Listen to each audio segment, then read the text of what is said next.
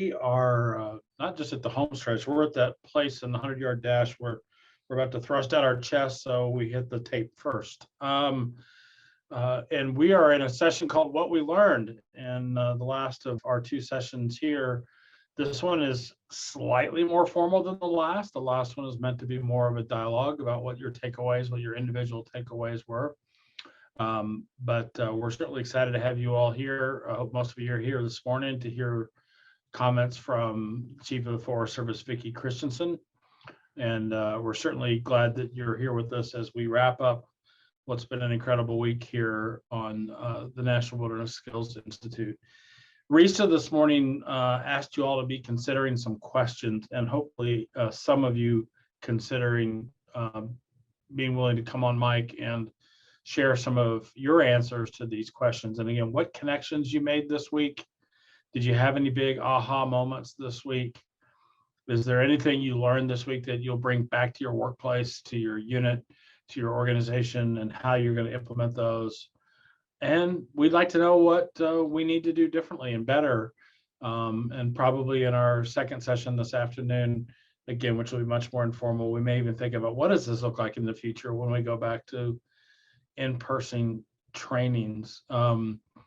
I think the entire core team is here this afternoon to hear these answers, to hear if, how much we hit the mark and where we missed the mark, and also just have an idea of what this format was able to accomplish in terms of transferring knowledge, skills, and abilities that we can go apply, whether you've been working in wilderness or wild scenic rivers for 20 years, or whether you're fresh out of college and on your first season ahead of you working on public lands. So with that, I am going to ask somebody to consider raising their hands and maybe giving me your perspective. Let's see if maybe we have somebody from each track who would be willing to share your experience. And as people start to raise their hands, I'm going to ask Dusty if he would share a couple slides, and the respect slide, maybe specifically, Dusty, would be great if you would share that.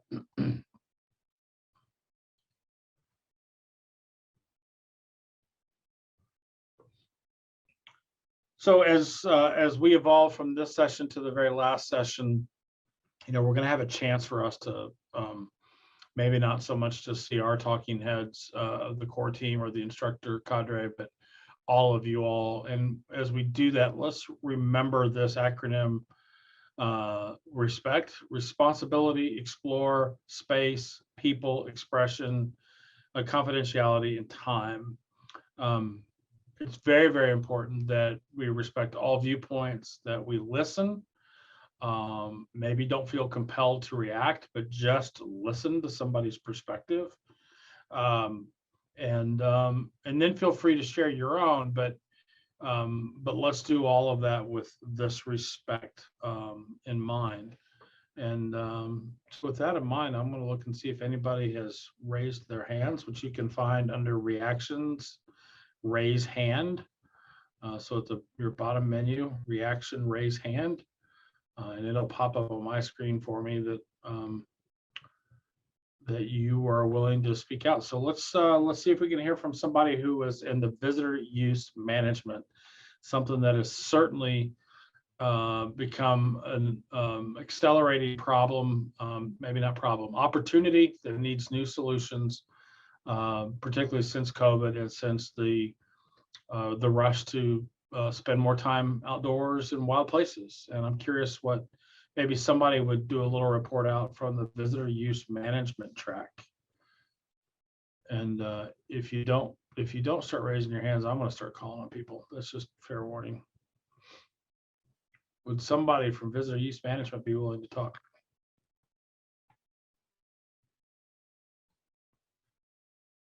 Not seeing any hands. Again, let me tell you how you get there. Move your cursor, any menu options at the bottom on Zoom. Reactions on the right. If you click on reactions, you got a series of emojis there, but there's also the button that says raise hand. All right, how about somebody from the traditional skills track?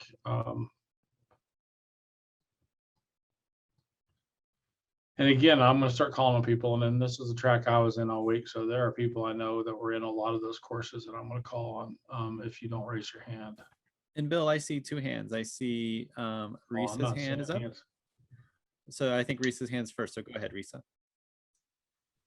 Hi, on the visitor use management track, I am not an expert, and had been only slightly familiar with that there was such a thing as visitor use management. I know lots of people have worked on it, but there were it was helpful. The times that I've gone to the website to look up what this whole VUM thing is, I've always been in a rush. I've always give it 3 seconds, and I've never spent the time to think about it.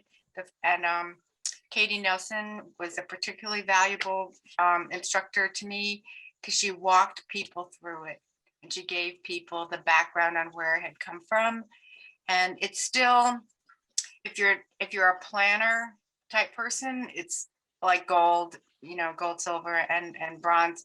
If you're like a frontline person, it's still helpful.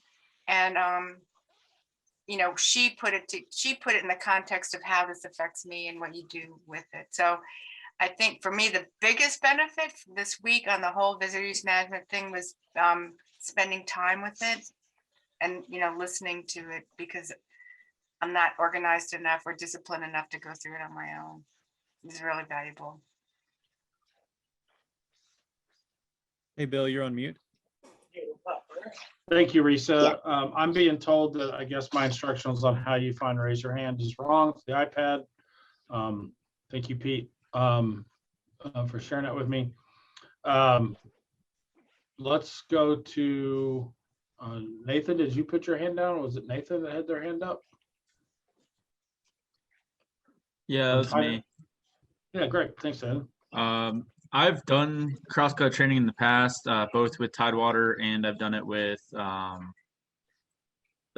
Montana Conservation Corps, but it was never this in depth. And I thought it was really great to have the multiple voices from all over and different use categories and stuff like that. So the track was really great overall. I did not do the pack stock training just because I don't foresee myself needing that in the near future, but I would do it at another WSI.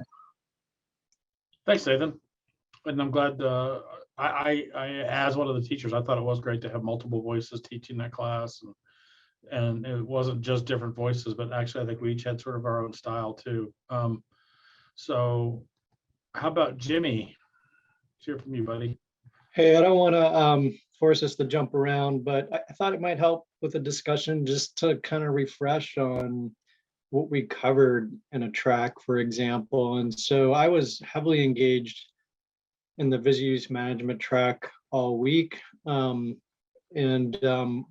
did put that on to the agenda as a response, so to speak, as to the use that everybody's seeing due to the pandemic, but also as a way to think about long-term planning. And so the agenda itself for that track was meant to be, hey, here are some sessions that might help you to think about how you're going to manage use over the next 5 to 10 years. But here are some tools to have in your toolbox in order to address what you're about to experience tomorrow. And ideally it was a blend of both. And so, I don't know, just encouraging folks who might have attended some or all of those sessions to think about what they did get out of it, as far as those things. And again, for later, to start thinking about what else we might do. But anyway, just wanted to see if that would help jog any discussion. Great, Jimmy. I'm reminded of the discussions that you and I would have when working on the Wilderness Skills Institute in the Southeast about wanting these sessions, these trainings to get people somewhere between 80 and 90% ready for the field, with the remainder coming from what they get from their unit or from their organization or whatever. And I'd also sort of throw that as a question to consider, is how ready do you feel? If you're new to this work, has this helped move you towards feeling confident that you're ready to get to the field? So I'm going to assume that even though I don't see another hand up, but the questions from Pete about not being able to raise his hands, that Pete is raising his hand in a not so visual way. And so Pete, if you can find unmute and turn your microphone on, I think you are wanting to give us a report out.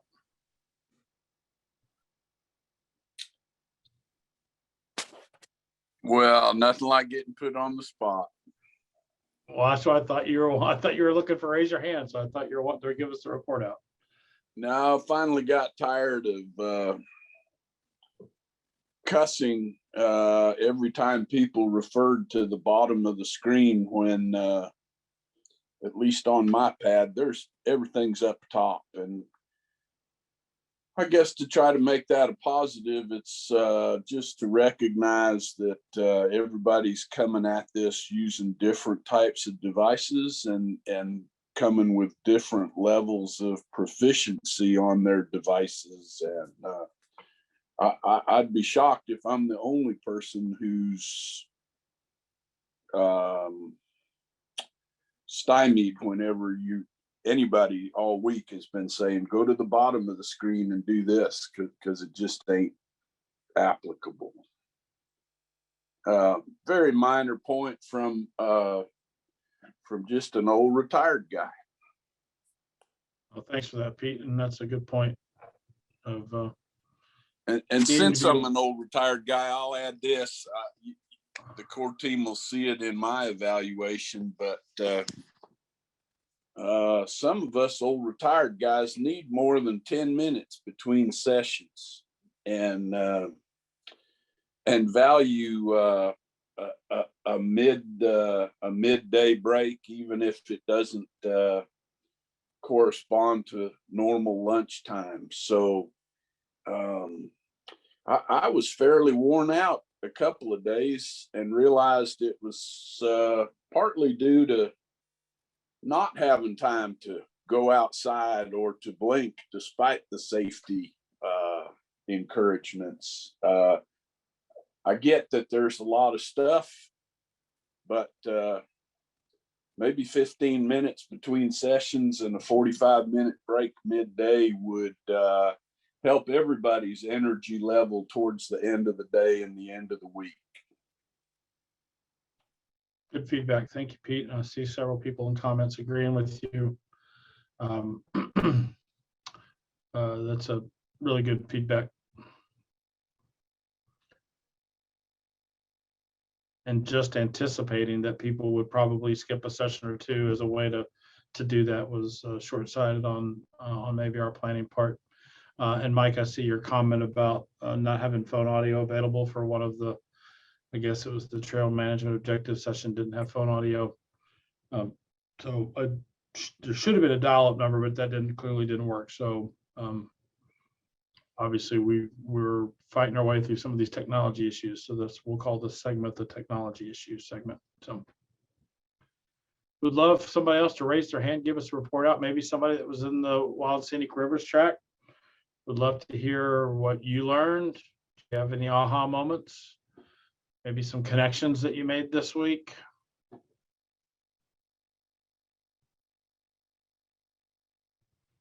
I'm seeing Mike. I see Alex. Okay. I'm fairly new to this whole kind of branch of work. I've been coming up from Fish and Wildlife, and this is my first couple of weeks in more of a recreation kind of natural resources based track. And I would say that separate and apart from all of the things like specifically that I have learned, sitting down and just being given list after list of resources to look into, just like where to find on what Forest Service website, on what BLM website, whatever, wherever I can find all of the legal things that back up the Wild and Scenic Rivers work that I'm starting to do, and everything else. That, apart from everything I've learned, has given me tons to do in the next couple of months as I kind of adjust and acclimate to this job and working with the public in it. Thanks, Jeff. I appreciate that. Alex, you want to turn your mic and camera on and give us your thoughts? Yeah, I actually am a student intern. I'm finishing up a degree at Eastern Kentucky University, and so I'm working here on the Daniel Boone.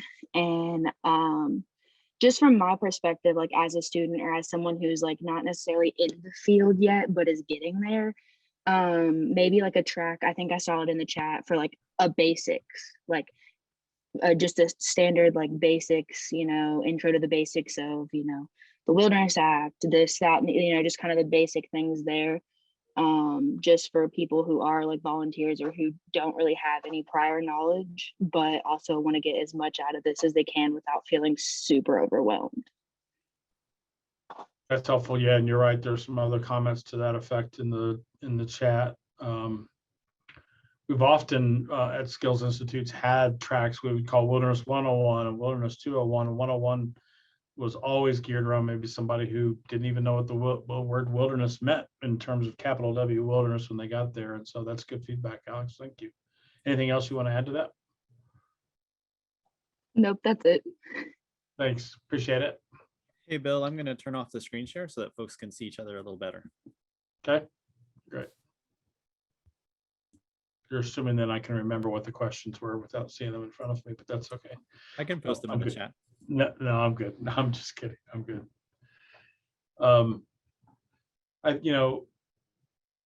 There was a lot of sessions on wilderness character monitoring. Would anybody care to tell me what you learned? If you had any aha moments, if this being able to interact so much with the central team was helpful. Anybody out there want to raise their hands on that? Or honestly, if you just want to unmute yourself and turn on your camera and just start talking, you can do that too.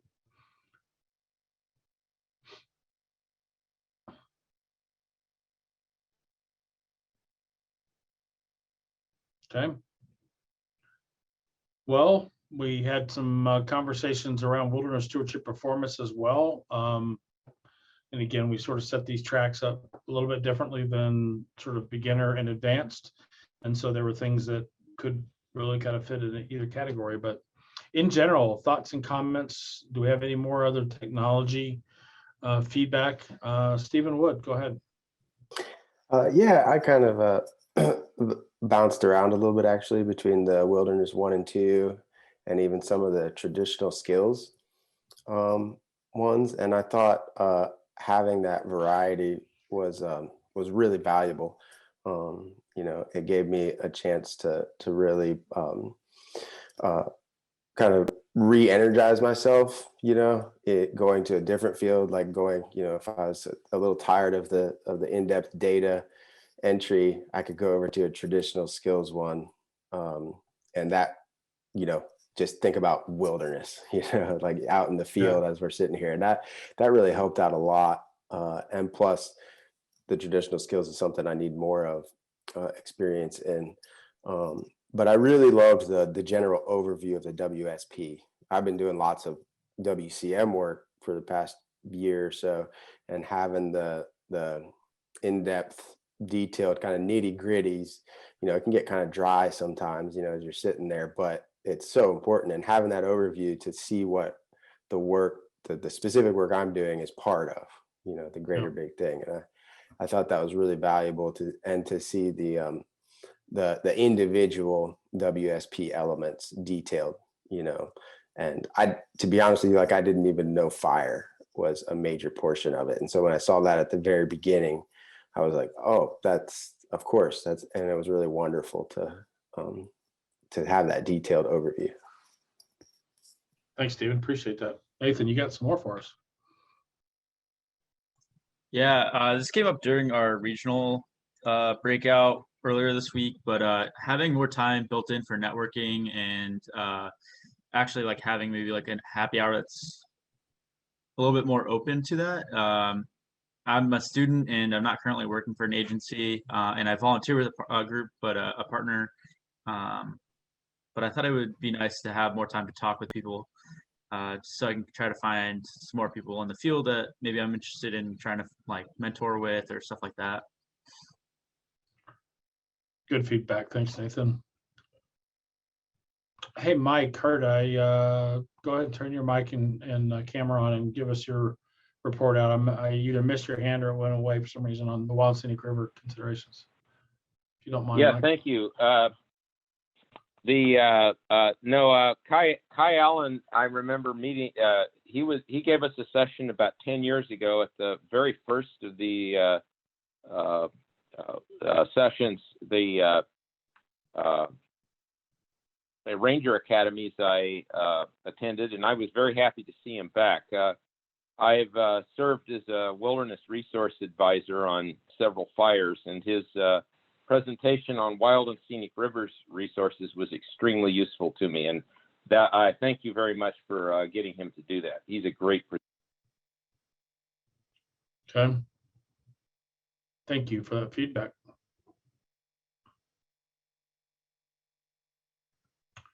I'm going to start calling on a few people that just through my years of knowing different parts of the country that are at different places, whether just starting out or I want to hear from Casey Quarterman on what your takeaways were. I think you're on here, Casey. You've been to a lot of in-person skills institutes. I'm curious what you thought about this week's virtual format and how it worked. Hey guys, I got to keep my video off because my internet's pretty bad, but yeah, it was a great experience for me. I shared yesterday a little bit, meeting in person, you can't really top that.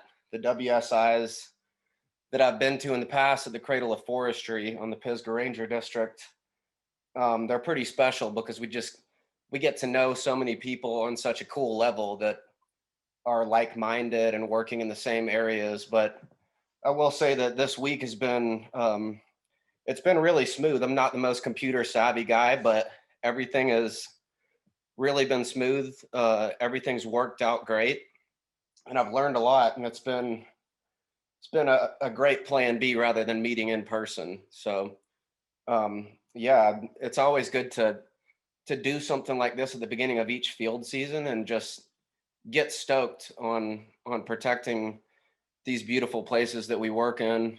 Yeah, it's just it relights the flame after a winter season. So yeah, I'm very excited to go put these new skills to work and to put my freshly sharpened skills to work. We got an in-person training this next week in Kona Rock, Virginia. The Southern Appalachian Wilderness Stewards. We're doing the rest of our crosscut saw training up there. So really stoked to see some people in person, but this has been a great week, seeing people on the computer and yeah, just relighting that flame that stays lit, but burns brighter when you do something like this. Thanks, Casey. Appreciate that. So I'm going to hop to the other side of the country and ask from a regional office perspective, and somebody who's been a part of a lot of academies, Christina Boston, would you mind giving us what your takeaway was from this week? If you don't mind. I hate to put everybody on the spot, but I'm interested in hearing a variety of feedback here.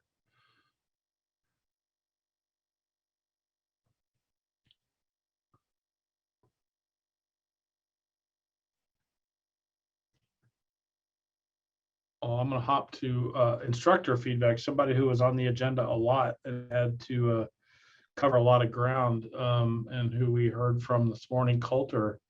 If you wouldn't mind, how you felt this went. Been involved in training for a long time. You've been doing a lot of this virtual stuff for the last several months.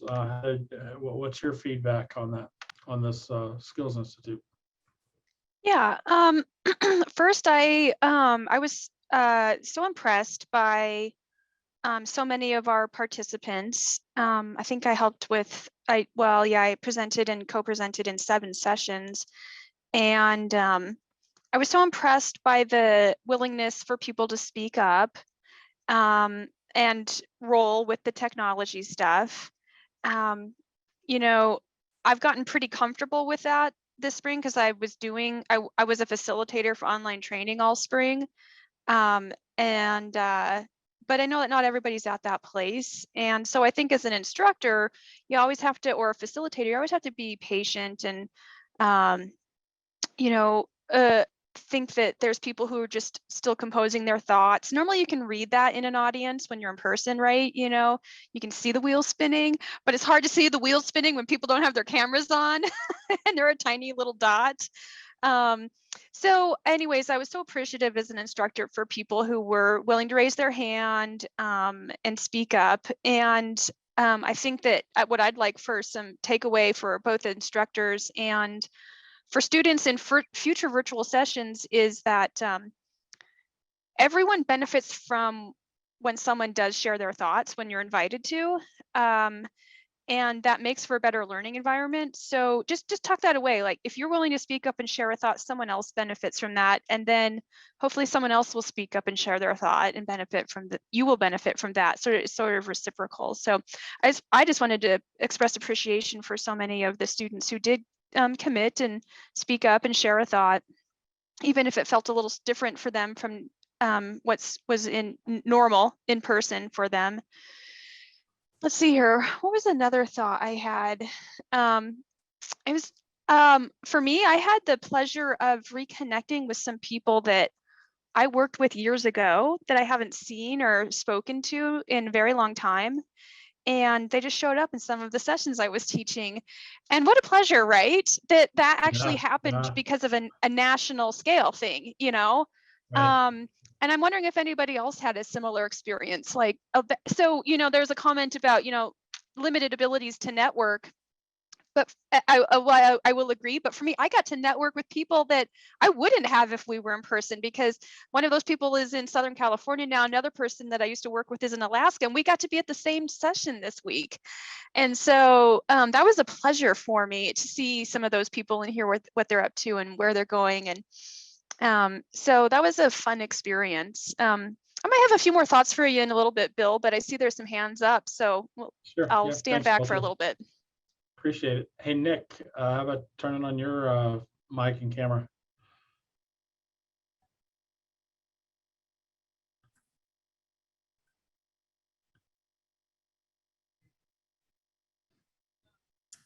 Hey there, everyone.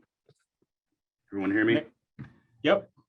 All right, cool. I was able to get a hold of this laptop and get engaged with some audio and video, so I'm stoked for that. I'm from Fresno, California, and I'm currently a student at Reedley College. And kind of what Coulter said about, you know, speaking up and just the willingness to, and having someone else benefit from that, kind of inspired me to say something. So I want to start off with a funny story. When I first started backpacking almost a decade ago, I was with a few friends and we ran into a ranger who had a chain of maybe 4 or 5 mules. And I didn't know anything about it at the time. And the ranger leading, he was on a horse, of course. And we basically, we met up around the bend, like coming like this. And it was kind of a sketchy moment because the chain kind of got startled, and he was like, "You guys need to back up, make way for us." And so we did, and everything was safe and they passed. And I said a comment, I said, "Beautiful horses." And he said, "They're mules." Put me right in my place. And it was a pretty funny time. And now that I'm at Reedley, I took a animal packing course with Kent Kenny. I don't know if any of you know him. He was a packer for over a decade, I believe. But I'm just so thrilled that I was able to have that experience, because this was his last semester. He actually retired. So I'm just so glad that I got to take that course, and just overall being involved in this program, the National Wilderness Skills Institute. I have an internship as a ranger this summer up in the Sierras, and this has just been a life-changing experience for me. I've learned so much, and just thrilled and honored to be a part of this community and look forward to growing in the industry. Hey, Nick, welcome to the community. We're thrilled to have you. And this is hearing that is sort of why we do these things, is providing these opportunities. So that's awesome. Thanks. Have a safe season in the field. Pete, I think you found the raise your hand button. Not the first time I found it this week. I'm not quite that bad. Hey, you know, no hiding. I'm a dinosaur and maybe somewhat of a Luddite.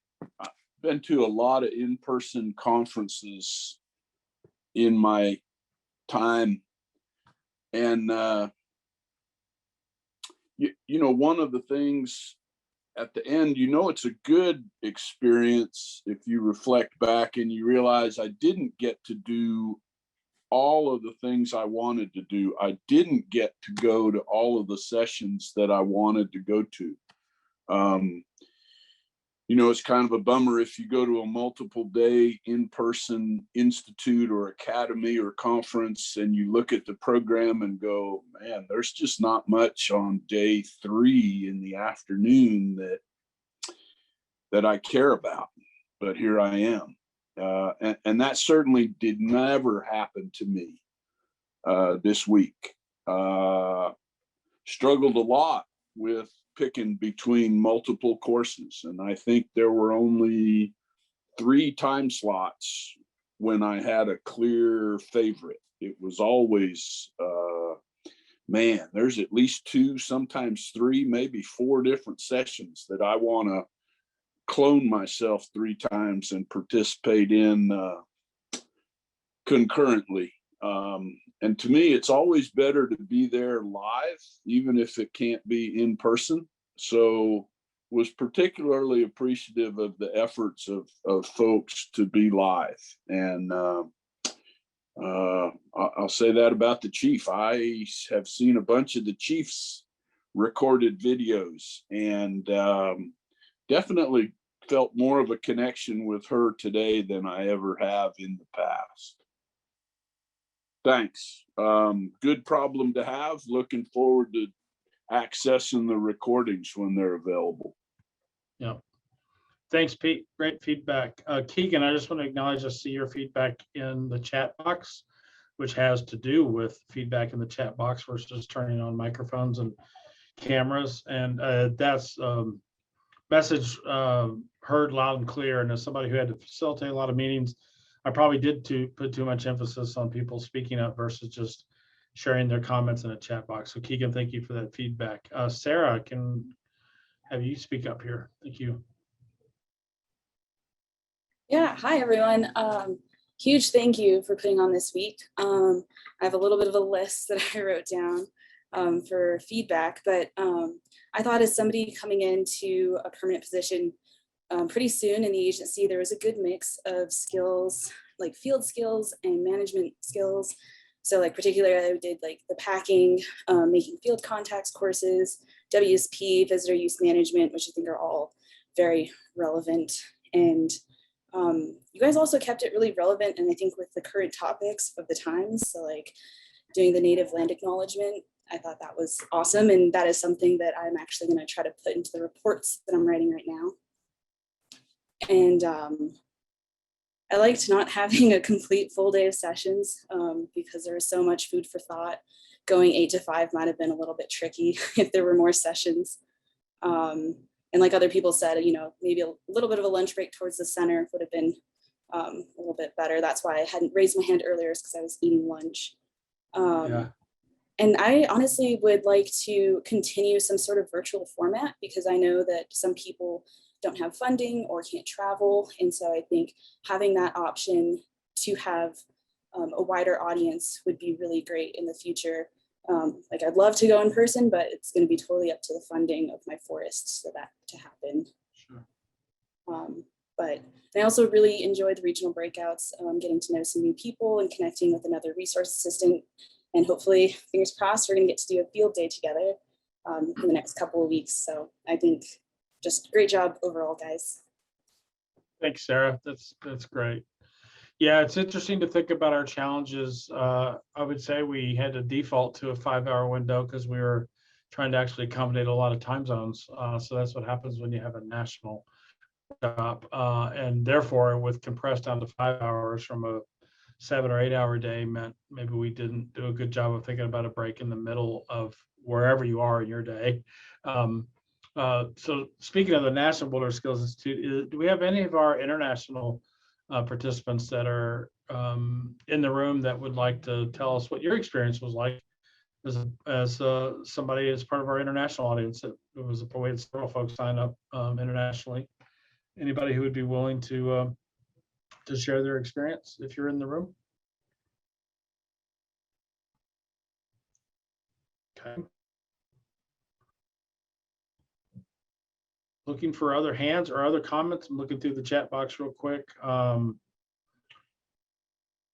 know Dusty and others have been trying to respond to some of those. You know, the comment there from Sarah about keeping the virtual format alive is a good and important one, and something that this core team is going to try to wrestle with is what does virtual look like when we can actually get back together in person too, right? And the great thing that the chief referred to in her comments this morning was the virtual format made it a much more accessible training, because to Sarah's point, you know, if you don't have the budget for travel, you don't have to have a budget to sit down at a monitor and participate in the training. And so whether it becomes something that we can do on an annual basis that maybe can be used as a lead-in to the in-person trainings once they get back together, so somebody at least has the option to go to the virtual if that's all they can do, or go to the virtual as part of something that feeds right into the field-based, you know, regional-based trainings, the Ranger Academies and the other skills institutes. So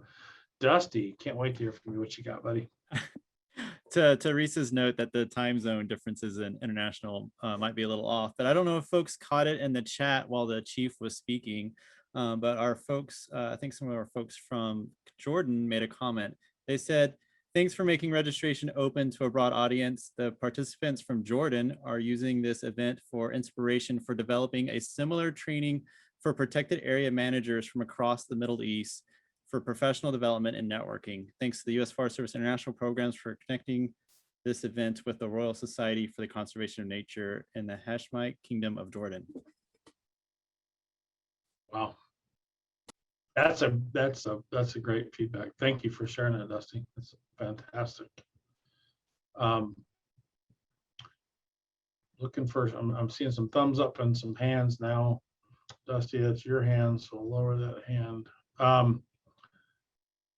I'm wondering, see if Heather is here. I think she saw her is here. Heather Prevent, would you be willing to share with us your perspective from your acting role and as a forest supervisor? Would you be willing to turn on your mic and or share a chat with us? Sure, I'd be happy to do that, Bill. Thanks. I was able to pop in and out a bit this week and was incredibly impressed that you were able to pull off some of these technical skills trainings and at the same time provide the, you know, foundational deep dive or, you know, touching on founding legislation, that kind of thing. So I just love that there was the whole host of things. Incredibly impressed with how many folks were interested from across the globe. I think it's wonderful to interact that way. The sense of humor and creativity really helped. I mean, those of us in the Forest Service, we deal with AgLearn, and it pales in comparison to this. And I know that goes without saying for those of you that have been here this week, but really was delightful to have engaging trainings and access to people like you, Bill, the others, Dr. Lanham. I mean, really amazing opportunities. The agency is interested in using this as a model. And, you know, other director areas have been more hesitant to provide a virtual gathering. Most director areas have gatherings every year and have just postponed. So thank you all for having the courage to take this on and to go for it. And again, the chief said this, but you know, nothing takes the place of in-person training, but I appreciated that I didn't have to travel. I could squeeze this in between all the other things. If it had been offered in person, I probably wouldn't have seen any of it. So, and for what I missed this week, it's recorded. So anyway, those are some of my thoughts, Bill. Thanks. Thanks, Heather. Thanks for letting me put you on the spot there for a minute. Mike, I want to acknowledge your question about whether our aim is to try to put on more of these or more often. I don't know. I think that's sort of what we're doing in this session. Maybe the next session is, did this work enough? I just heard from Heather there a little bit that it worked enough that maybe some other directorate areas within the agency will maybe look at this as a model they can do to hold trainings.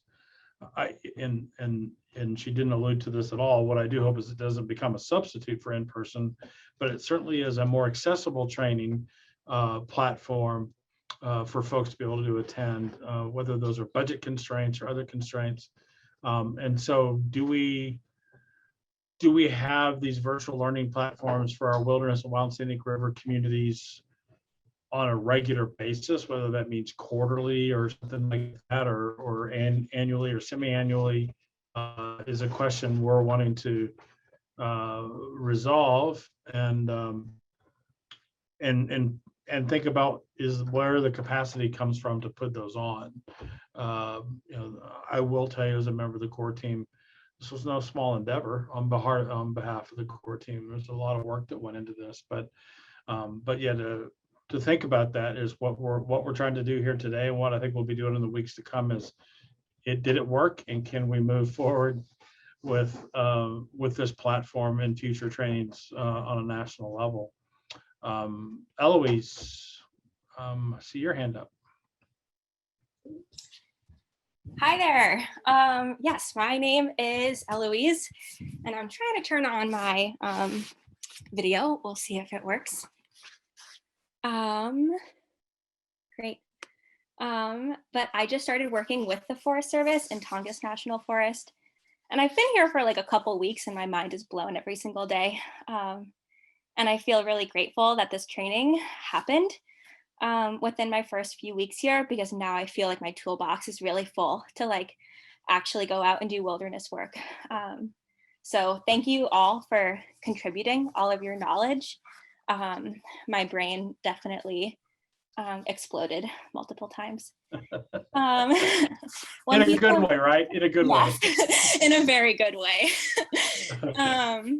One piece of feedback that I have that I've been reflecting on this past week is, given that this whole week was devoted to learning wilderness skills from very practiced stewards and professionals, and given that one skill we were taught this week was to do native land acknowledgements, for me it would have been really impactful to see more consistency in presenters beginning with a land acknowledgement. I feel like it's expected that the skills we learn this week, we're going to apply to the actual work we do. Like, there's a big component of transference. And it would have been really meaningful to me to see presenters leading by example by including land acknowledgements. And I'm grateful and appreciative of the ones that did. So what I'm more so focused on here is consistency. Thank you. So yeah, like each session, each instructor should have acknowledged where they were speaking from, or where whose ancestral lands they came from, you know, where they were born maybe, or whether it's where they're speaking from. But each session should have had that. That's great feedback, Eloise. That's awesome. Thank you. Thanks, Bill. Thanks. Yep. I think Christina could maybe give us that perspective I was looking for earlier. Christina, from a regional perspective, regional office perspective, and been involved in a lot of academies in Region 5. Curious what your takeaways were from this week. Did I see in the chat box you were? Yeah, I'm back. Sorry, I needed a bio break when you called on me earlier. Sorry, always poor timing on my part. You caught me right at the wrong time. But yeah, so I've just been so impressed with this week. I have immense gratitude for the core team that's pulled this together. Doing the regional academies, you know, it's a lot of work for us just to do a regional one from kind of December through June every year, getting ready to pull it off. And you know, this was an even bigger scale of coordination and speakers and all the different moving parts. And so, first of all, yeah, just a huge amount of gratitude to the core team and all the folks that were involved in it. I also really appreciated the leadership engagement that we had and the support that we had from leadership. I think that was a big deal that shouldn't go unnoticed. And, you know, in our regional breakouts, we were able to get our public services director, deputy director, and in one of them, our deputy regional forester. And so, it was great to have that kind of leadership engagement in this session, as well as hearing from the chief and others. I think, it was, I think there were a lot of new folks that participated, and I think we had some of our more experienced folks that participated as well. But I kind of wish we had more of our more experienced folks that were participating this week, because I think some of the kinds of things they've been hungry for in our regional academy, where we're doing a lot of the beginning, new training for folks, and we try to offer stuff for those folks that have a few years under the belt and are more experienced. And boy, I think we offered a lot of that this week for people. Some of that stuff that they were really, I think, asking us for in our regional academy. So, as I'm thinking to the future, I think it'd be great if, maybe we can satisfy some of that stuff collectively through this sort of a format, in combination with what we do in person, to help kind of with that, next level of interest, information, ability to digest more complex issues and information as part of this. So that was one big thing for me, that I thought this was a great vehicle for doing that kind of stuff. Yeah, thanks, Christina. I agree with you on being able to engage leadership. And like you said, it's way beyond the chief showing up to speak this morning. It's honestly, it's reflected in the core team. Probably 8 of the 11 of us or so that are on the core team are Forest Service employees, and that meant that their supervisors gave them the bandwidth to spend and invest in a significant amount of time. Having Heather here with us, having all the leadership folks who've been either participating as even students, but certainly as instructors, has been fantastic, and that's been it's been great. So thanks for that feedback, Christina.